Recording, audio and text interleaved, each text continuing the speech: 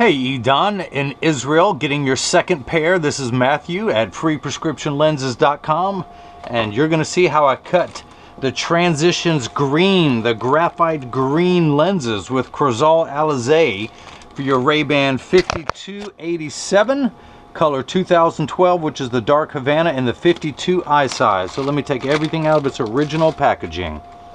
Your RayBan case, your RayBan frame, and your RayBan cleaning cloth, which is inside. Of course, RayBan ships me this frame with a little plastic sleeve on the left temple to prevent the temples from rubbing together. Well, if they think it's a good idea to put one on there, well, by golly, I'm going to put a second one on there when I ship to you in Israel, so we'll have twice the protection. So, this is your frame before I put your prescription lenses in, and I'm going to take out the original demo lenses, which I will be shipping to you, and I'm going to put your RayBan frame into my $30,000 Santanelli. This is the LE1000 patternless edger, and the stylus is going to pop up and trace the shape of your right lens. Then it's going to move over and trace the shape of your left. Here at freeprescriptionlenses.com, where everyone loves a bargain and no one is disappointed with quality. You buy a genuine, authentic RayBan frame, and you receive free, clear, single vision prescription lenses or non-prescription fashion lenses if that's your thing. But these are prescription, so I'm going to pull this up now, the shape of your lens. I'm going to put in your pupillary distance, which is 59. These are polycarbonate lenses. I'm going to cut on the soft cycle because of the anti-glare coating. And these are going into a Crizal frame, which is just an old school name for plastic. So, one of these is your right lens, one of these is your left lens. I believe that one is right, that is barely legible right, and that is the left. So, I'm going to spin the axis wheel. Your prescription is plus 125 minus a quarter at 125. So I'm going to spin the axis wheel to 125. I'm going to put the power drum on plus 1 1/4. I'm going to put your right lens in and rotate it until the sphere power comes in clearly. And it does. Check your astigmatism correction. We're lined up perfectly then. And unfortunately, due to the length of this video, this is probably going to be chopped into 2 videos. And actually, hang on, this lens is upside down. Let me rotate it. And I need some more ink in my lensometer. So let me move your stuff so I don't spill any red ink anywhere. Alright. Got to be able to see what I'm doing. So yeah, let me take your right lens now. Put it back in until the sphere power comes in clearly. I have found the optical center. Now is a good time for you to look at all the dust that's on the top of my equipment here that I never clean.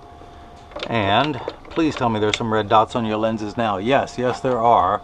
I can darken this one on the right, and this is the right lens. I'm going to put that into the blocker. And this is going to be the left lens, which is on axis 30. Your prescription is plus 2 1/4 minus a quarter at 30. So, spin the axis wheel to 30. Plus 2 1/4 on the power drum. Put your lens in, rotate it. Check everything here. We are good to go.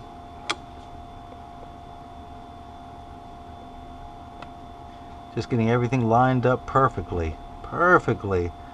I am a perfectionist when it comes to cutting lenses. And let's put some dots on there.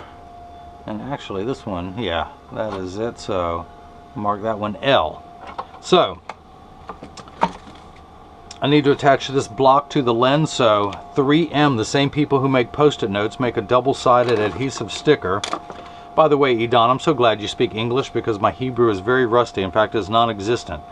But the black side is now the sticky side, so I'm getting your lens lined up. And make sure everything is perfect, and it is.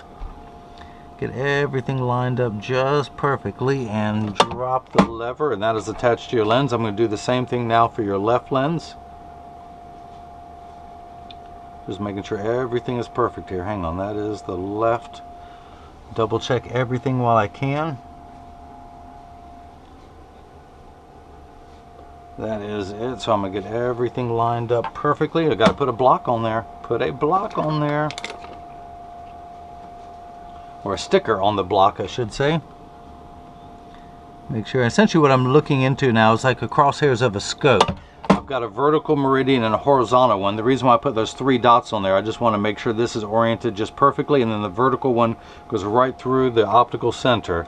Now, because of the anti-glare coating, it makes it a little bit more slippery while it's cutting, so I'm going to put another sticker on the back side of the lens. Put that on the left lens, pick up the right, put that sticker on, and let's start cutting. So, it says I need a lens that is 67 millimeters. Let's measure the width of this. Oh, 68. This is going to be close. This is going to be close. So the caliper is going to come down, and it's tracing the shape of the right lens to make sure this is large enough to fit into your frame. Starting with the rear surface and then moving over, and going to trace the front surface of the lens, all the while measuring the thickness to know exactly where to place the bevel. Now the cutting wheel is down here on the bottom left. It's that lighter color wheel that's going to grind away your polycarbonate material. This wheel in the center with that channel, that valley, that's what's going to put the bevel onto the lens so it stays inside the frame. Excuse me. I will have to close the door in a moment, but for now I just want you to see as your Transitions graphite green lenses with Crizal Alize touches down onto the cutting wheel.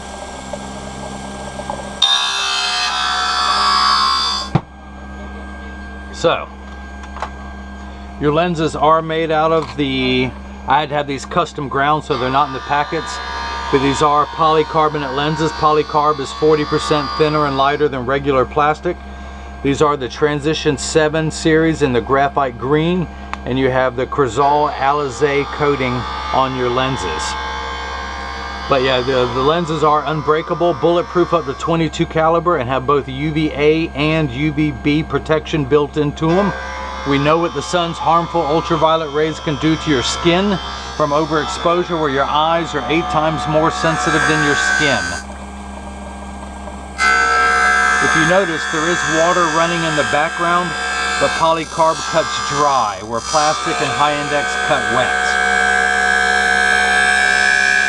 You slowly see as your lens starts to take shape.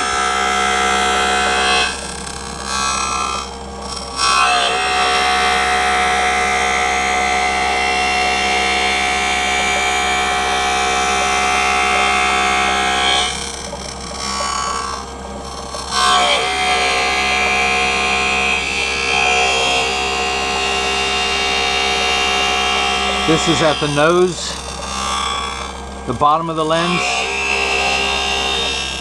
This is the outside corner, and of course the top is what we see here.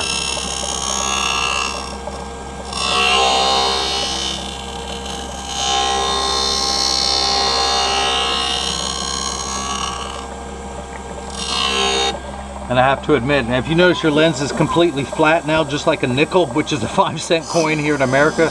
Not that you would know what a nickel is.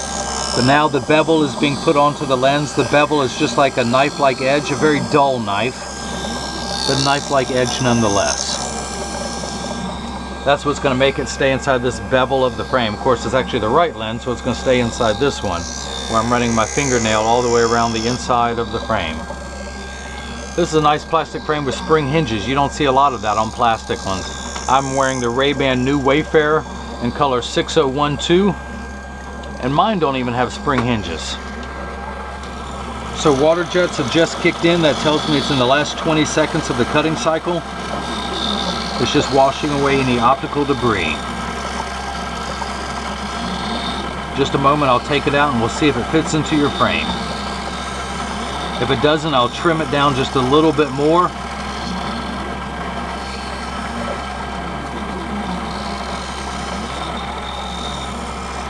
Yeah, for some reason my last GoPro camera I could get about 21 minutes before the video was chopped in two.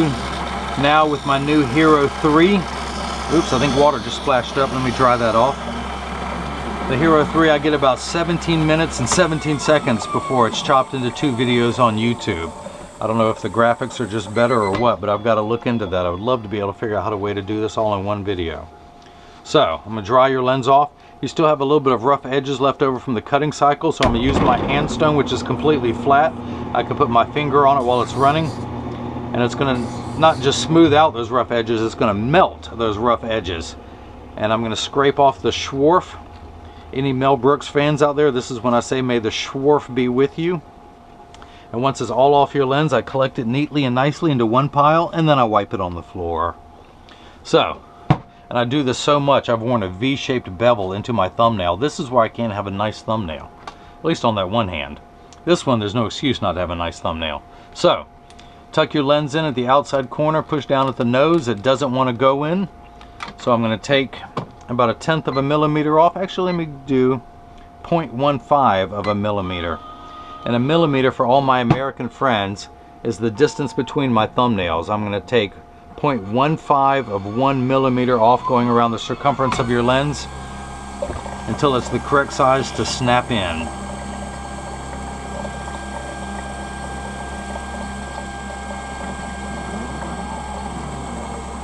Idan, I do want to thank you for your second purchase from me.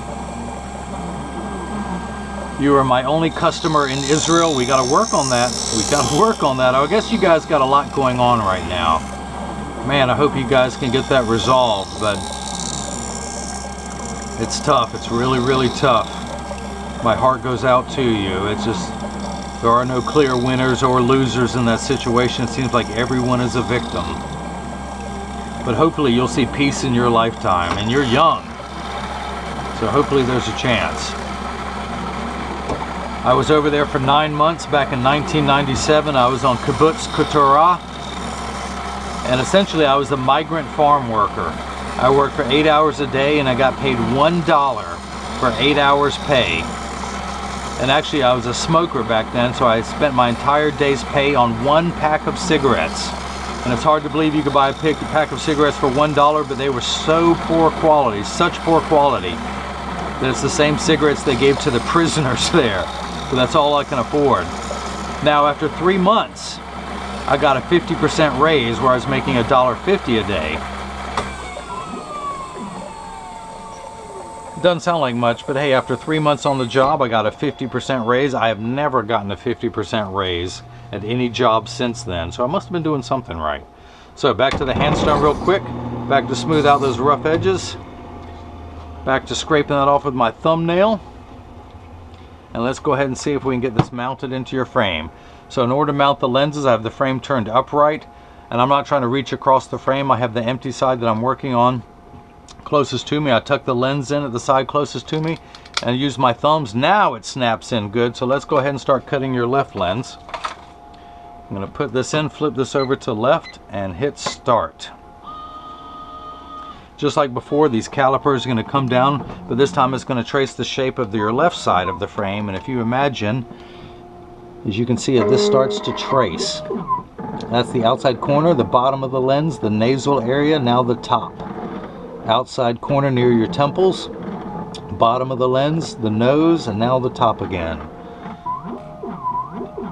The reason why it traces both sides is that it's constantly measuring the thickness of the lens at every point to know exactly where to place the bevel so it sits inside the frame, so you have the best finished cosmetic appearance possible.